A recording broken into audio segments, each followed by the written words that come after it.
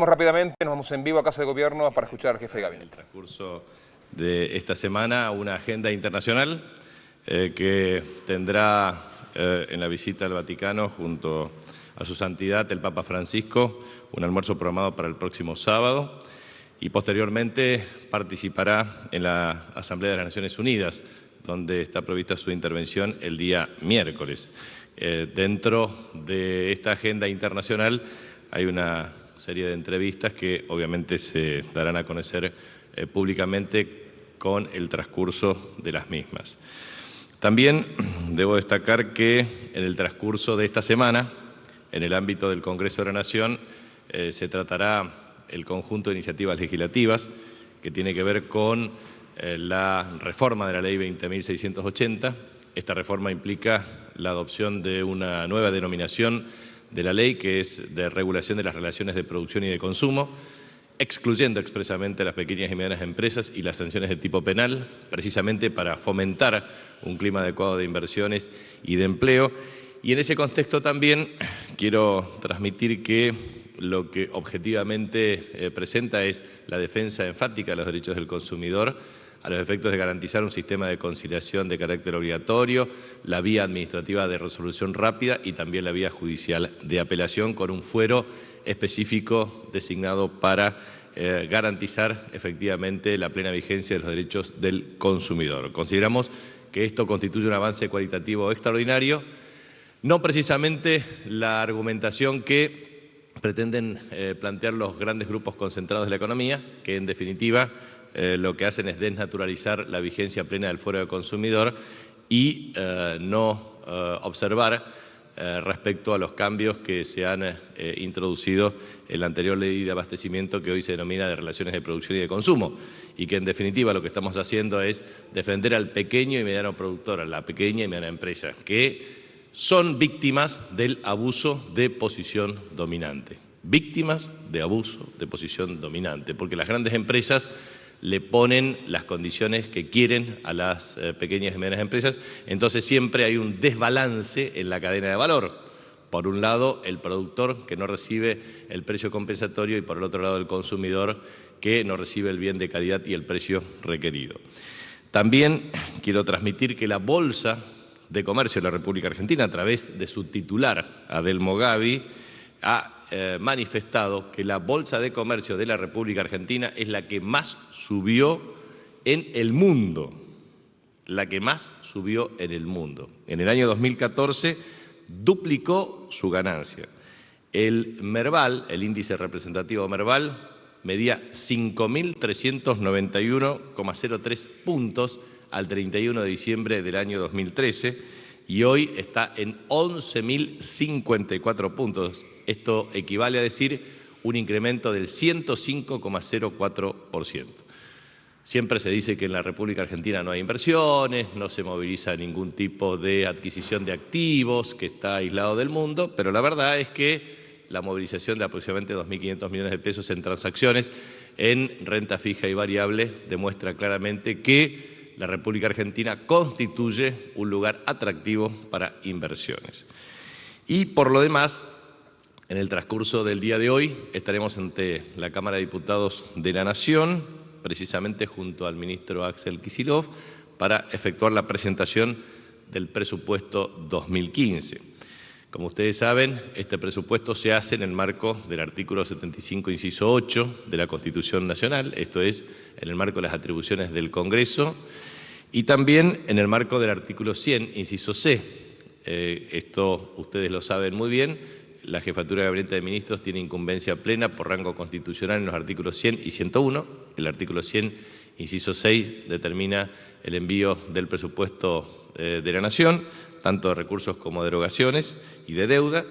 Y a su vez esto está en directa relación con el mensaje que oportunamente enviamos como Jefatura de Gabinete de Ministros el 26 de junio de este año, respecto al informe de avance que está establecido por el artículo 2 de la Ley 24.629.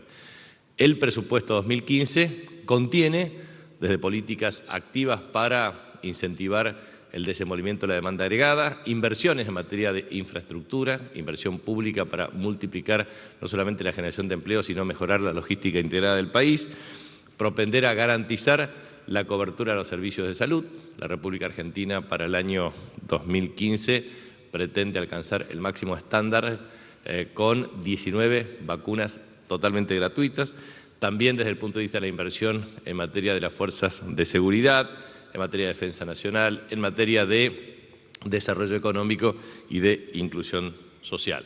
Esto en un contexto, obviamente, en donde la economía mundial no experimenta la tasa de crecimiento que lo hacía en la fase expansiva del ciclo 2003-2007.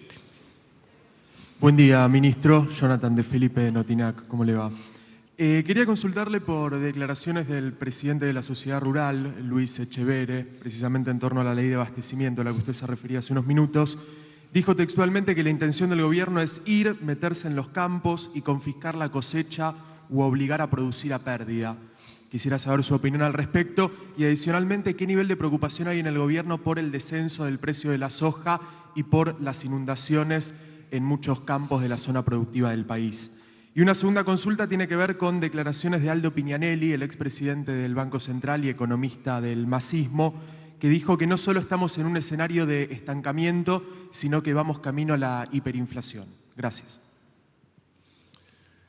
Bueno, no sé si tomar en serio o en broma esta última aseveración, pero la verdad es que considero que los economistas de la oposición deberían ser por lo menos razonables, no digo prudentes, por lo menos razonables y no tirar por la borda los fundamentos básicos de la ciencia económica antes de manifestar semejantes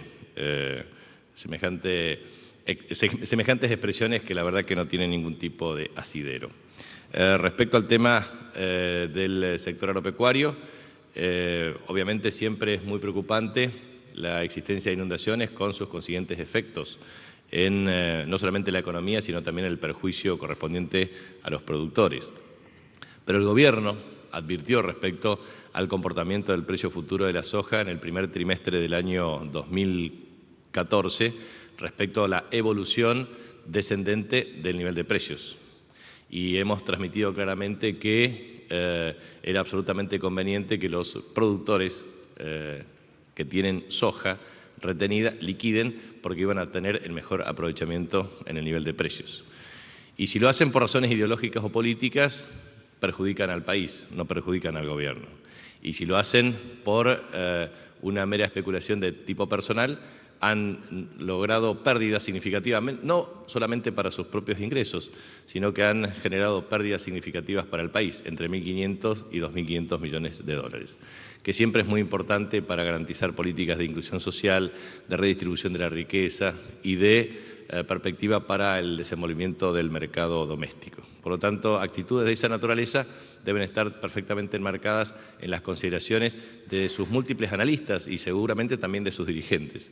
Dirigentes que siempre hacen o formulan expresiones lamentables, porque la verdad es que pretender decir lo que dice el presidente de la Sociedad Rural es un hecho absolutamente lamentable. Ahora, nunca observo que ningún presidente o representante de las entidades que forman parte de la mesa de enlace se quejen respecto al abuso de posición dominante de las empresas proveedoras de agroquímicos, que aumentan los precios en dólares y que también generan un nivel de incremento en la estructura de costos financieros que perjudica al productor. Jamás he observado que miembros representativos de entidades agropecuarias cuestionen o fustiguen el proceso de abuso de posición dominante de estas empresas, lo que impacta claramente en su estructura de costos, sino que siempre le echan la culpa o la responsabilidad al gobierno. Y respecto al tema de obras hídricas, obviamente estas obras en gran parte corresponden verificar que el Estado Nacional ha hecho una inversión en la cuenca del Salado equivalente a 300 kilómetros y que muchas veces las obras tienen un altísimo impacto desde el punto de vista preventivo, pero hay un exceso de lluvias que en todos los lugares del mundo provocan consecuencias. Por lo tanto, es necesario que exista una evaluación y una tipificación.